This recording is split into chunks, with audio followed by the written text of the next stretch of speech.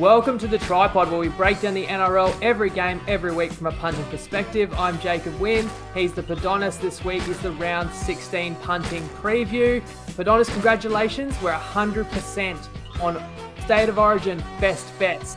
Some people might say it's only a small sample size, but sample size goes both ways. We won our game 2 bet. We just took the Blues head-to-head when it was $1.85. A serious crunch in by game time. You're lucky to get $1.60, and the line was out to 3.5 as opposed to grabbing Pick'em. So one-way traffic from the punters, and they were correct. It certainly blew out second half. Some people questioning Freddie's decisions, but it panned out pretty well for the Blues, didn't it? It did, and I was one of those people who did think a 13 plus could happen, and one of the value bets I gave out was 11 to 20, and at halftime when it was 14 to 12, you wouldn't have imagined that it'd be a 30-0 second half, but that's what we got in the end with the Blues running away with it. And I think the fatigue took its toll on Queensland. They did have to withstand quite a lot of pressure and momentum against them. And correct me if I'm wrong, Winnie, but it felt like I was watching Penrith out there, the way that they restricted Queensland sets, and they just never had any territory. And every time Tedesco was getting tackled on the play one, he was about the halfway line for it almost felt like the entire second half. So Cleary had a fantastic game and got one back over Munster after he had some criticism and doubts after game one, which we never questioned ourselves because we know how good he is and how lethal he is as a playmaker. And I think the Blues got their selections right, and shout out to Matt Burton. I thought he had a great game and definitely gives Freddie a bit of a headache for game 3, whether to fit Wyden somehow and whether or not Latrell makes a return, given there was quite a talk about him potentially making the side for game 2, given that they were desperate 0-1. But it definitely sets up for a fantastic game 3. And can't wait as a Blues fan. That's why I got my nice colours on today, and hopefully we can take home the series.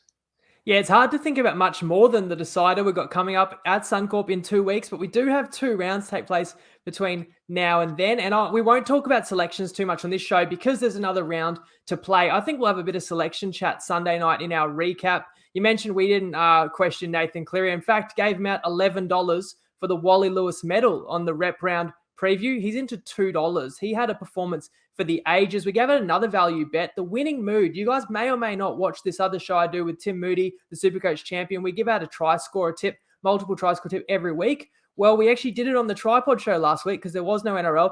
$3.75 that cash. We need To'o, who, was only about $2 paying on the wing, and he did crash over first half, right at the end of the first half, which I think was the most pivotal point in the whole match, because up until then, New South Wales scored 1 try, and that was off the deft boot of Cleary. It wasn't like a legit, line break. Other than that, Queensland's defense looked really stout, but that mounting pressure set after set, there was one point where the ball went loose. I thought New South Wales were going to spill it, and Tupou, with a really brave attack and dive on the ball, he kept a set alive. We know that set then led to a sin binning after multiple 6 agains, which was controversial, but certainly hurt Queensland, whether you want to argue for it, against it. And then New South Wales scores final set of the half. So that kind of broke Queensland's backs.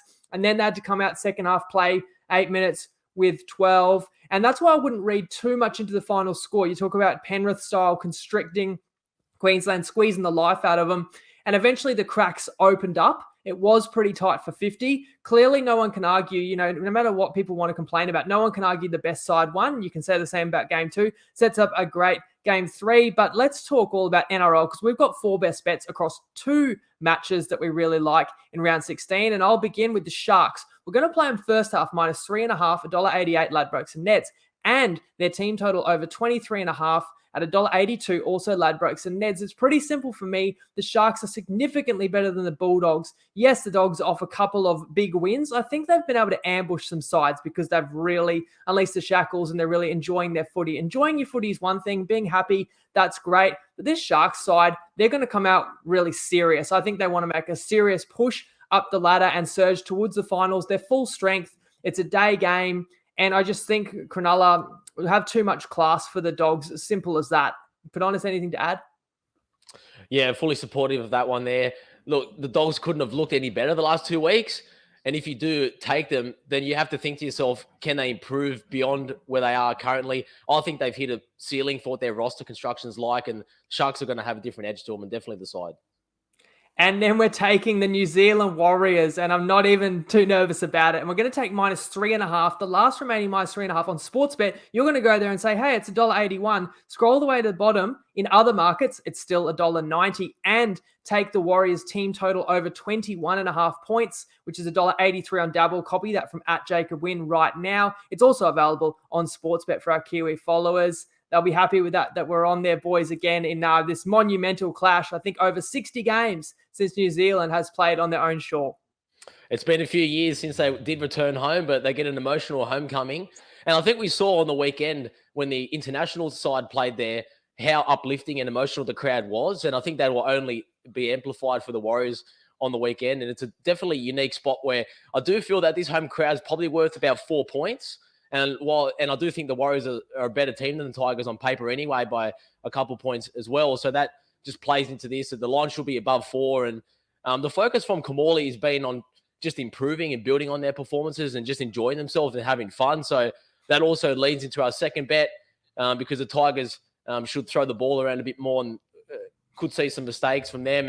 And the Warriors might get some more shorter fields than normal, and it won't be a grinding style of game. So it should be free-flowing and open, and the Warriors can definitely get over that 21. So feel the Warriors are the side, and let's hopefully the emotion's not too much for them and they can get a win for us. On recent form, you could actually argue who the better team is in this one. I'm not sure the Warriors are clearly the better team, but when we get into the game, I'd make the case this home advantage is going to be worth 6 or more because the players are going to be so amped. The crowd is going to be so amped. The pressure is going to be on the referee. And the Tigers, it's just really bad luck to draw New Zealand this week. And after the game, when New Zealand has won, everyone will say New Zealand was never losing that. But if we're all going to say that after the game, then, this might seem a bit square, but let's just jump on them. Maybe we still get a cheap line because the Warriors have been so putrid the last month. But there's a clear reason why they will turn that around. So let's just grab that. The line is increasing, and let's get the last available 3.5. And 21.5 as a team total is a good number as well. Also a day game. Now we will tackle all 8 matches. We had some thoughts, and we were close to some other plays in other games we didn't pull the trigger on. We'll explain why, but first let's hear how the markets are shaping up from Tristan at Top Sport. Family, Tristan Merlihan here from Top Sport. We've got over Origin 2 where the punters absolutely belted us on Sunday night. The New South Wales side were back from $1.85 into $1.60 odd. The line went from Pickham out to 2.5, 3.5 actually, I think, short of the minus, and there was certainly one-way traffic for New South Wales. Just before half-time, I was quietly confident and quietly happy with the situation we're in, but then obviously New South Wales completely blew away Queensland in the second half.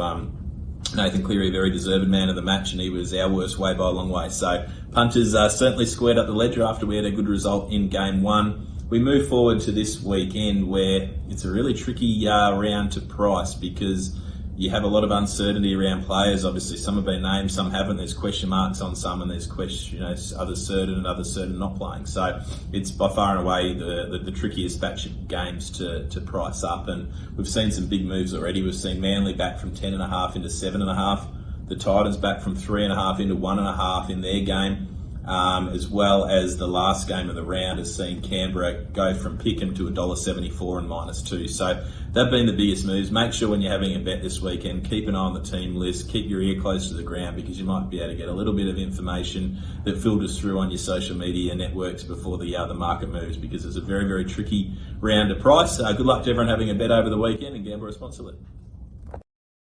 You know what? All 3 of those big moves you can attribute to a big player that might not play. So we'll talk about that. It's important to be aware. And that begins with Manly at Brookie hosting Melbourne, and Melbourne 7.5-point road favourites. So Aloiai is out, copped a concussion for Samoa.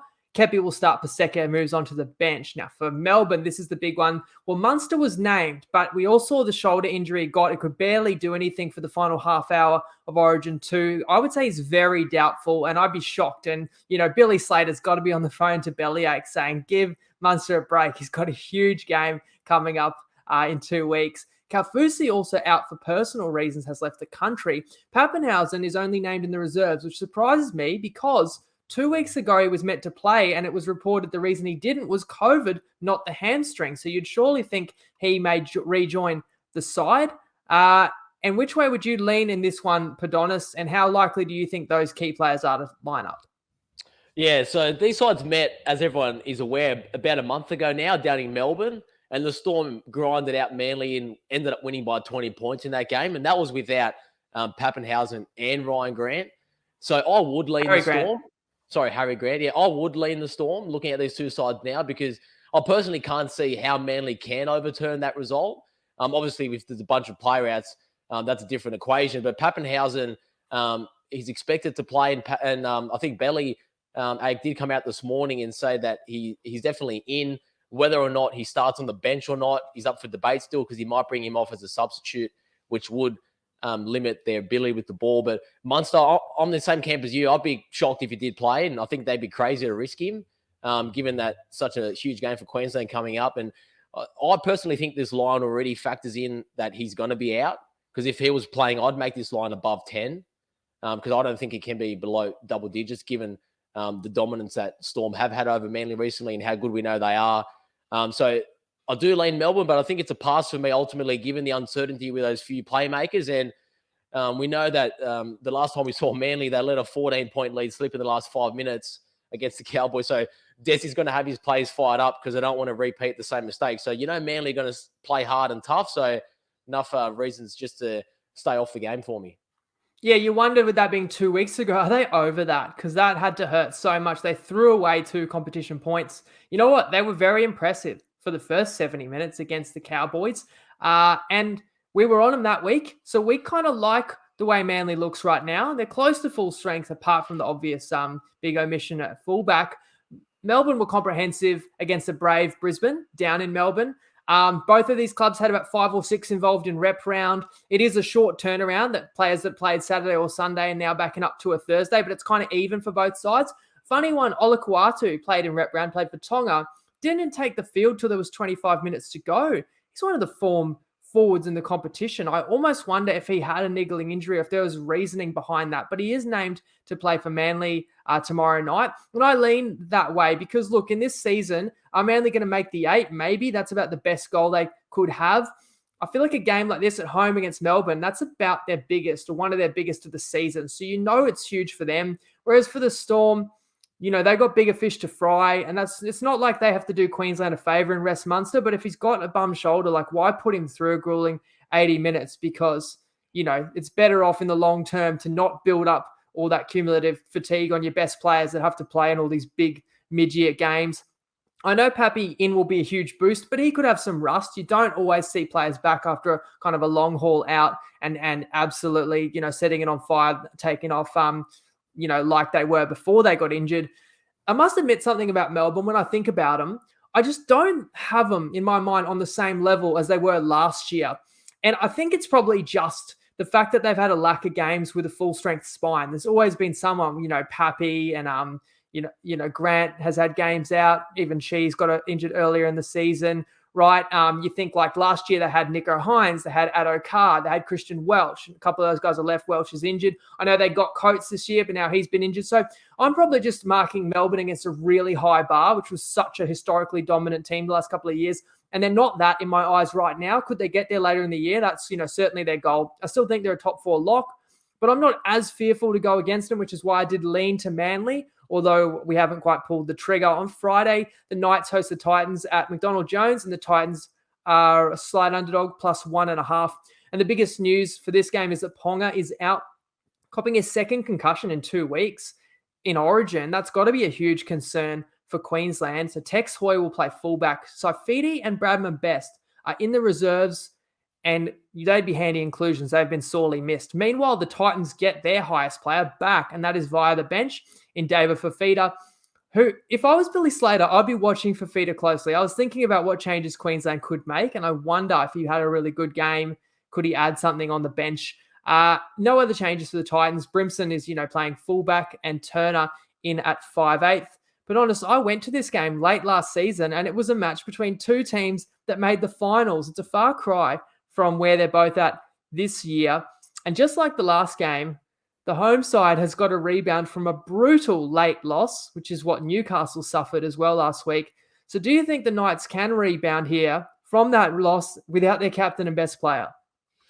Yeah, so when I was looking at these lines earlier in the week, I was leaning the Knights, but then once the news came out of Ponga, I don't know, with Hoy, out there at the back. I just can't see a spine of Hoy, Clune, and Milford scoring enough points to win the game.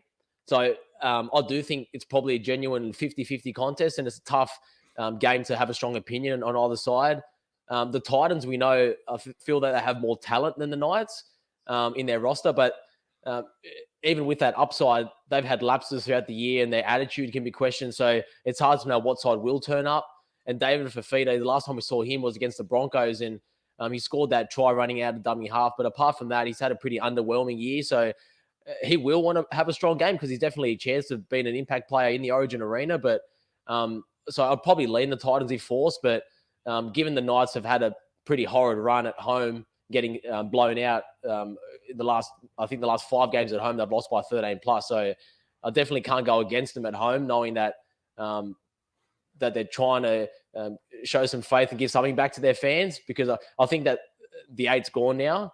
And they're in the same spot as the Titans. Both sides are just playing for pride at this stage of the season, I feel. So it's a hard one to get a gauge on either side and have a strong opinion.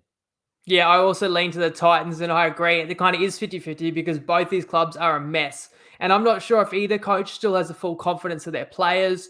You know, if you back the Knights, here's the case for them. Maybe Safidi and Best, or one or the other or both, could be inclusions. I think Milf has added something to their attack, but he's been linking well with KP, who won't be there. You got other players in this team like Frizzell. They've been playing busted. You kind of think a couple weeks off, they could be a bit better. And you're right, at home, it's funny we say that, like at home, we respect Newcastle more, even though they've been so bad at home. But if anything, they've got to redeem it. Now, the case for the Titans, they're the more threatening side on paper.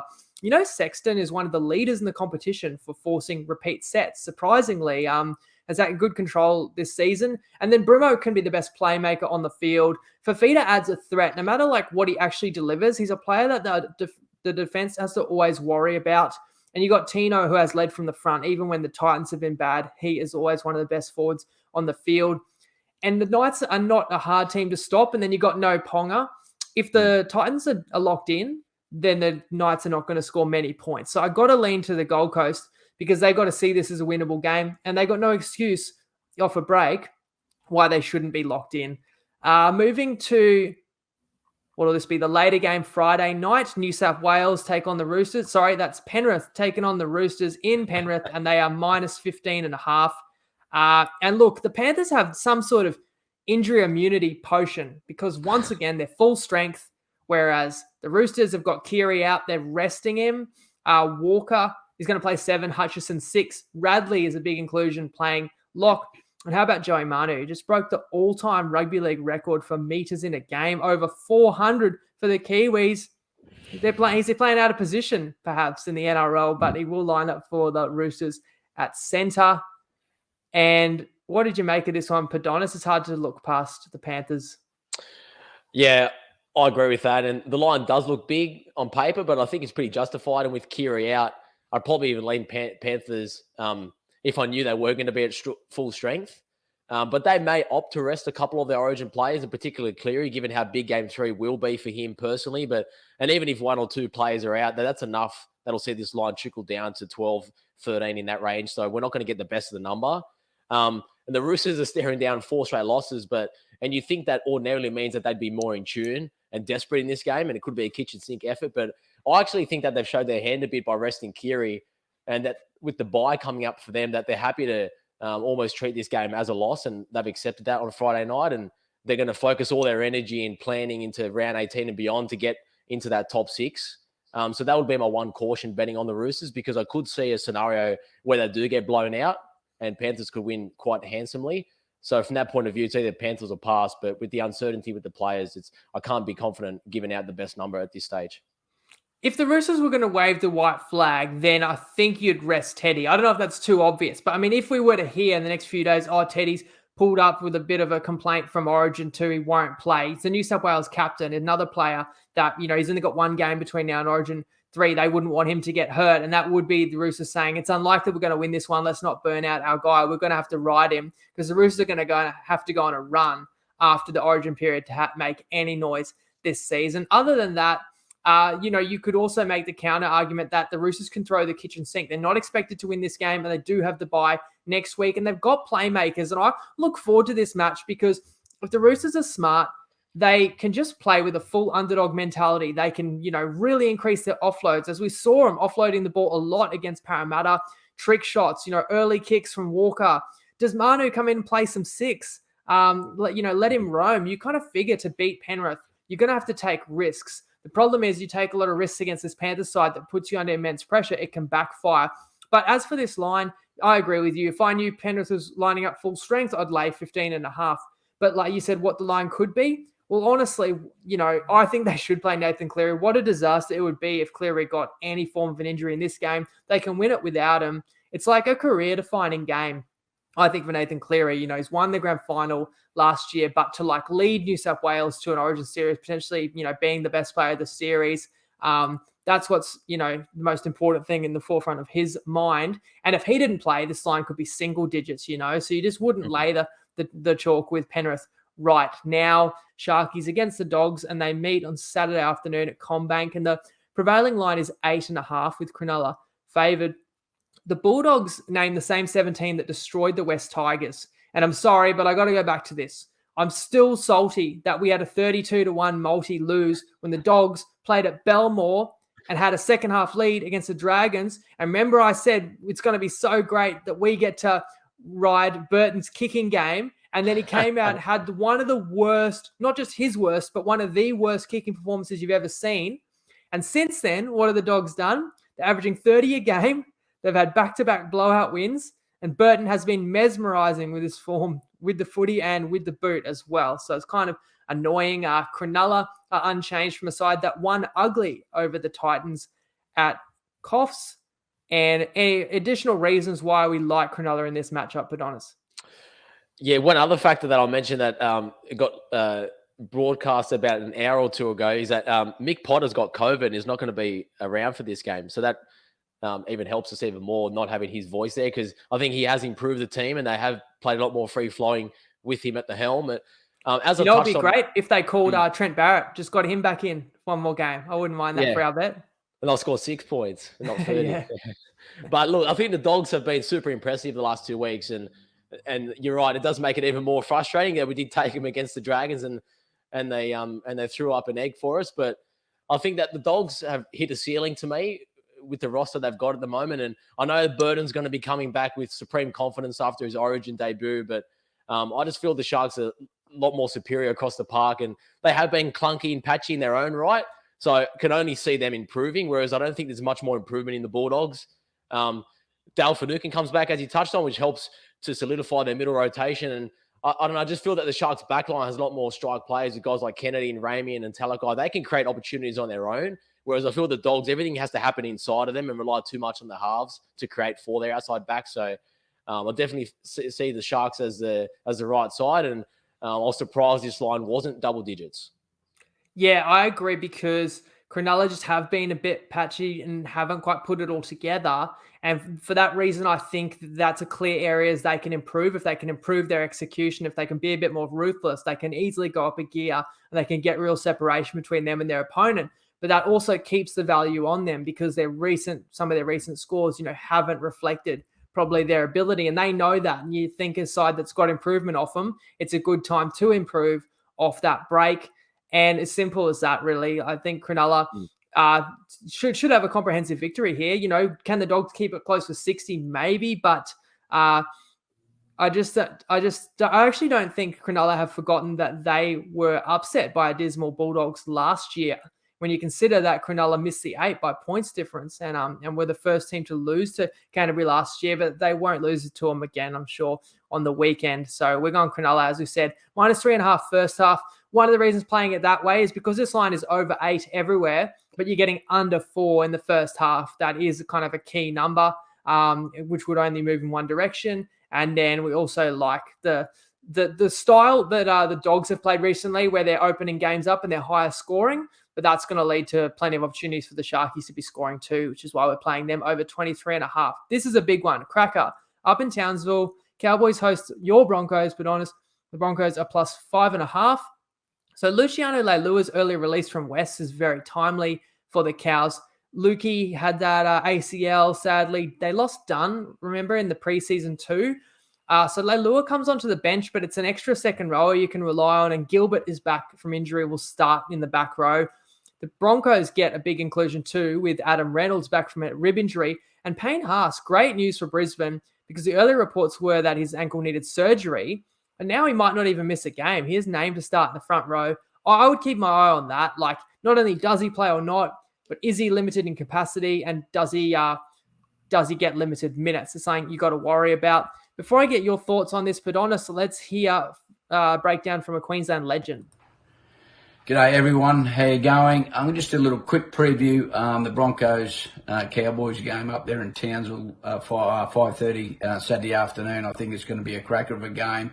A few players backing up from rep footy over the weekend, especially the Queensland boys. Some of them will be filthy and looking to have a big game. So I'm looking forward to seeing the forward clash. Jason Taumalolo, for me, I think he's found some form. He had a couple of injuries early in the year season, so he's starting to get back into a full fitness. So I'm looking forward to seeing that. Dabble have given me a rocket bet. I reckon this is a beauty. Valentine Holmes and Selwyn Cobbo to score 2 tries between them. So that's, to me, that's a beauty. And I think they'll be willing and able to score those 2, because they'll be filthy about what happened over there in Perth on Sunday night. So get on the Dabble and look for that rocket bet. See you later. I will look that up right now just to confirm what the odds of that one is, because that's what it's all about when you decide if it's a good bet or not. But thank you to Dabble. Use the code TryPod if you do want to join up and follow bets from the Axe and from both of ourselves and plenty of other gun tipsters. Padonis, how did you see this one? Yeah, I agree with the Axe on one point, that I feel that it's the game of the round, but I'm really looking forward to this one as well. But I'm actually leaning the Broncos, and I would bet them. When I look at this game, if I look at it firstly from an X's and O's point of view, I don't really feel that there's much between these teams. I think the loss of Corey Pakes is offset by the absence of Ruben Cotter still. And aside from that, the forward packs are pretty even. And if anything, I'd probably lean Brisbane. And I am aware that Payne Haas might be carrying a complaint, and needles can do wonders these days. So let's see if there's any ill effects in the game time situation, and see how that gets monitored moving forward. But both sides do have strike in the outside backs as well, with guys like Cobbo and Staggs, that I think they're able to match anything that Hammer and Holmes and Tulagi can produce as well. So if I look at it from a situational point of view, I think that the Broncos, this game means more to them, as they're on the outside of the top 4 looking in, and they haven't had a marquee win like the Cows have had, for example, beating the Storm. So I do feel that it's a big spot for them. And let's not forget, there might be some of the revenge element as well, as the Broncos were humiliated back in round 3 when they took on the Cows in their own backyard at Suncorp and lost 38-12. So that's going to be still in their minds. And I think Adam Reynolds is a big inclusion for them. And back in round 3, let's not forget, they were an 8.5-point favourite on that day. And I know how much improvement the Cowboys have had since then. And I would make them a 1 to 2 point better team, and even factoring in some home field. I had this line set at 4.5, so I would play this at 6.5 with the Broncos. I know that you can get that on some bookmakers. It's about 5.5 across most other web sites there. So I think that's fair there. But I can see it a back and forth game, and the Broncos potentially winning the game outright. But Winnie, you didn't quite agree and see it the same way, and you're actually leaning the Cowboys. Yeah, I feel like the line probably should be about 5.5. So it is one of those sweet spots where if you like the Cowboys, lay the 5.5. But if you like the Broncos, take the plus 6.5. You can shout out the price and the location if you know off the top of your head, Padonis, for anyone that likes. Yeah, it was Brisbane. bet 365 for the 6.5 on Brisbane. Cool. The Axes bet Cobbo and Holmes to combine for 2. At the top of my head, I was thinking you'd want, $4 range for that would be a good price. It is $3.75. So you kind of think if you multi those 2 players together, you get a bit over $4 if they both scored. But combined for 2 tries, you have other ways you can win that if either of them gets a double as well. So that is pretty juicy odds if you think there'll be a few tries in this one. But I don't know if there necessarily will be. I think both sides will be desperate. And this is one of the biggest derby games between these clubs in years. And that's why I'm not going to put a lot of weight behind revenge factor for Brisbane, or the fact that they're a little lower on the ladder and they really need this to make the 4. And this could be like a game where if they win, that could be why they made the 4. And if they lose, they're just going to fall that bit further behind. But that would be, you can talk about how much it means to Brisbane as if that gives them an advantage, but that would be suggesting it doesn't mean everything to the Cowboys, where I feel like, how big is this game? It's one of their biggest home games in years, and it's going to mean a lot to them too, and they still want to fight and secure their spot in the top 4. I think we've spoken about this before, but like Penrith and Melbourne are going to be there. The Sharks are in the top 4 right now. I think Parramatta's nipping at their heels too. So these sides have still got work to do to make sure that they carry on their great seasons. And when I looked at the sides from inspection, I also do think the Cowboys are the better team. I kind of look across the board. I don't really see which aspect of the game Brisbane has a strong advantage. So I think the line had to be over 4. If it goes past 6, then I would lean to Brisbane because they got the potential to make this tight. But I get the feeling the Cowboys are going to win this one. But it should be really entertaining. And then so should this one down south of the border. Rabbitohs hosting the Eels at Accor. And the Eels are -4.5 point favourites. And what adds to the anticipation of this one is the return of Latrell Mitchell, who joins a side that Demetrio has resisted the urge to change too much after an awful outing against the Dragons, while Parra will pick the same 17 that beat the Roosters. I did read today, and look, NRL Physio, who you can follow on Facebook, Twitter, you got to follow him. I highly recommend for the latest player injury news. I'm sure most people knew that. He reported that Madison could be in doubt, which would be a bit of a blow to Parramatta. I'd still lean that way, but you actually disagreed with that. But Donis, you like the Bunnies. I did lean south, and I see this as a kitchen sink effort for them, having had 2 weeks to stew on what was a disaster. I think you said awful, but that's painting a nice brush over that, I think. But they just completely no-showed in that first half, and that looked down 32-0 to the Dragons. And I think it's pretty similar to the Eels' performance against the Bulldogs the week before the Roosters game, where they no-showed. And look at them, they came out and put in their best effort of the season. I think it's similar to the South. They're going to showcase the best version of themselves. And obviously a big factor towards that is the return of Mitchell. And I know that he won't be at full peak in both form and fitness at this stage. But I think the upside that he does provide, not only to the team, but to the players around him as well, just from a confidence and mentality point of view, I think it's enormous. And with the Origin teams being announced on Monday, this is an 80-minute audition for him. So I think he's going to have a good game. And they do have strong leaders still in that South side with Cook and Murray and Campbell Graham. And we have to mention Walker, even though he has been pretty down. And I do like the fact that they have stuck with Ilias, I must admit. I can appreciate that there was a lot of talk about chopping and changing, but I think that they've had that combination developing for 4 months now. So I don't think they needed to make anything drastic. Let the side showcase themselves with their correct spine with Mitchell there and see how that plays out first before they have to make any changes. So I do think that that's a positive sign that Dimitri is stuck with that. And I'm not taking anything away from the Eels because we bet on them last game against the Roosters, and I do have them currently 3rd on my power rating. So I fully respect how good they are. And this is not a bet against them. It's more of a bet on Souths. And I think that they're slightly underrated by the market at this stage. And back at home, I had this line at 2.5. So I would play the 4.5 on Sportsbet. I think that's the last 4.5 that's left available. And I'd play the +2.5 in the first half as well on Sportsbet. But yeah, you saw it the other way.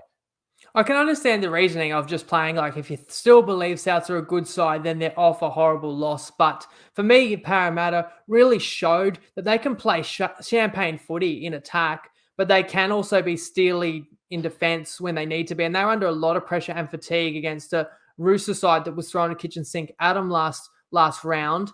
And they got a great result there, which was really important because they had to prove that Dogs loss was a blip, albeit not their first blip this season, but they showed that that's not going to define them, and they showed what they're made of.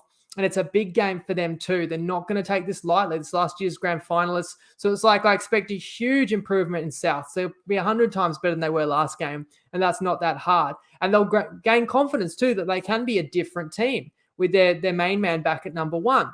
But again, like Latrell's fitness, we've seen this before where he's come back in after a long layoff. He doesn't always set the league on fire. And you kind of mentioned some of these other key playmakers like Walker and Cook. You need them to play well if you're taking South.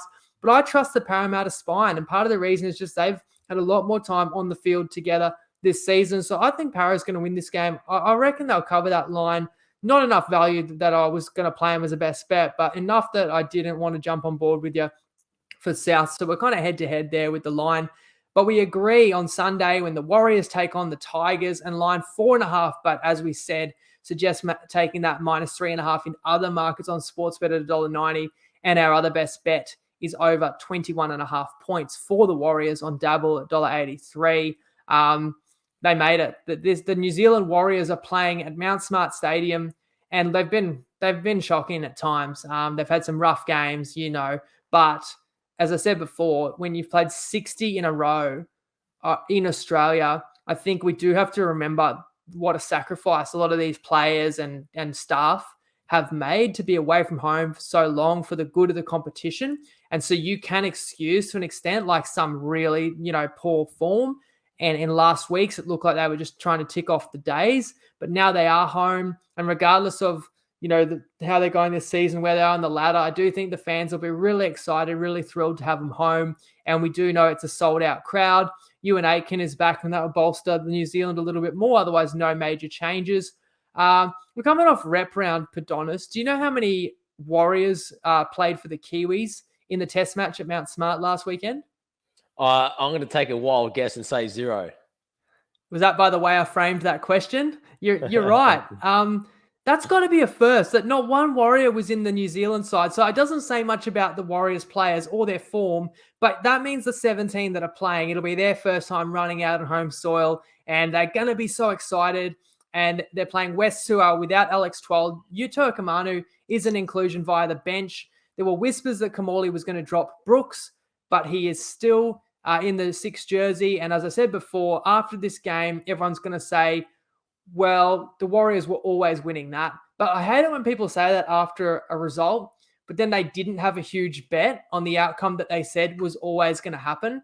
So we're not here saying the Warriors are guaranteed to win, because if we were, we'd all be, getting loans and taking and having bets on the Warriors. But the line is quite low, like you can still lay 3.5. So the question is, how much chance do the Tigers have in this game, Padonis? Yeah, well, that's one thing about the TryPod is we're always happy to come on here before the game starts and put our balls on the line. And this is another one where the Warriors, I feel, are the right side. And I can definitely see this line hitting 6 for sure. The same as what you touched on at the top of the show when we gave out the summary of the best bets. And look, the Tigers are going to come in with nothing to lose and with no pressure on them, because all the pressure will be on the Warriors. And I've seen before where these teams have this high emotion and it's a big spot for them at home, that the first half can sometimes be a little bit flat. And I've seen all too often that the home team might be behind at halftime. And I think back to, 2 years ago, the Tigers were in this spot where they had a home semi-final in the last round, essentially to make the finals against the Sharks. And they were down 16-0 at halftime at Leichhardt Oval, and they never recovered from that. So that can happen. So I would be cautious about taking a first half line with the Warriors. So much more confident taking our 2 plays that we have. And look, in terms of the Luke Brooks thing, I actually feel that's a negative keeping him in the side. I would have loved to see Kamali change it up to freshen it up a bit, because I do think he's been underwhelming. And goes back to the earlier point that the Tigers are looking to build onto next year and beyond, and they don't have the same level of motivation that the Warriors do have. And I've heard some people say that the Warriors have been pretty bad over the last month, so how can you bet on them?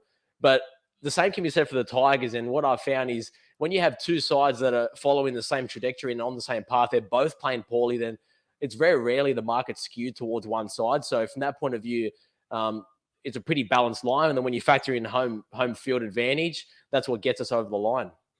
And there's been games this year where you bet on New Zealand, you just hope that they don't completely no-show. But in a game like this, with the spirit of the crowd and, the enormity of the occasion, you would say it's nearly impossible New Zealand could no-show. So that alone boosts them. I really believe this is the most powerful home advantage we've seen in years. So I think it's a home advantage worth over 6 points. The crowd, the pressure on the ref, as I've said. It might be square to play New Zealand because it's kind of an obvious side, but it's not that square if you get in before the line has moved much further, which we kind of could see it moving. And on the field, it's not really to take away much from West. They're not a side that overwhelm you with talent, so I'm not worried about them doing that.